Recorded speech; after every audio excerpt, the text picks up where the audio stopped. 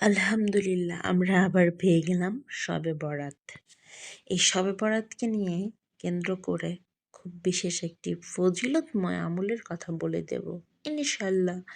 কেউ স্কিপ করবেন না, এই ভিডিওর কথাগুলো সম্পূর্ণ শুনবেন।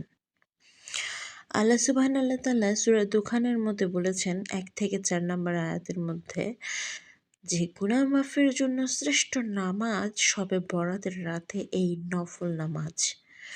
নফল নামাজের নিয়মটা বলে দিচ্ছি।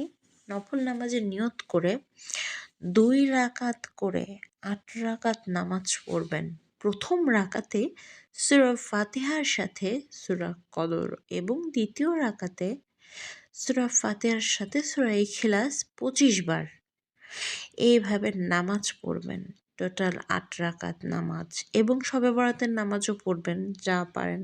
8 থেকে 30 রাকাতের মধ্যে আপনি যতটুকু পারেন, 8 রাকাত 12 রাকাত করে আপনি 30 রাকাত পর্যন্ত পড়তে পারেন শবে বরাতের নামাজ, যেটা শবে বরাতের নিয়ত করে পড়বেন। এটা আপনি রাতের এশার নামাজের পরে বেতের নামাজ না পড়ে এই আমলগুলো করতে হবে। এই যে 8 রাকাত নামাজের কথা বলছি, এই নামাজটা শুধুমাত্র আপনার গুনাহ মাফের জন্য। এটা কিন্তু শবে বরাতের নামাজ নয়।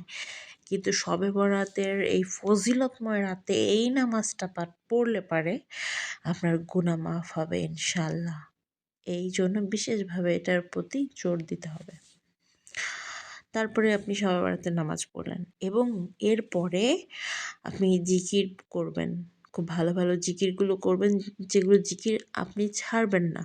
এই জিকিরগুলো করবেন, যেমন সূরা ইখলাস পড়বেন 1000 বার, দরুদ শরীফ পড়বেন 1000 বারেরও বেশি, যা পারেন যত পারেন। আস্তাগফিরুল্লাহ 1000-এর বেশি, যা পারেন যত পারেন। কালেমা 1000 বার পড়বেন, কোরআন তেলাওয়াত করবেন। কোরআন থেকে সূরা ইয়াসিন, হাশরের শেষ 3 আয়াত, যেগুলো গুরুত্বপূর্ণ আছে আমরা অনেকেই জানি। এই ছোটোখাটো বিষয়গুলো পড়বেন, যেটা আপনি সহজে পড়তে পারবেন।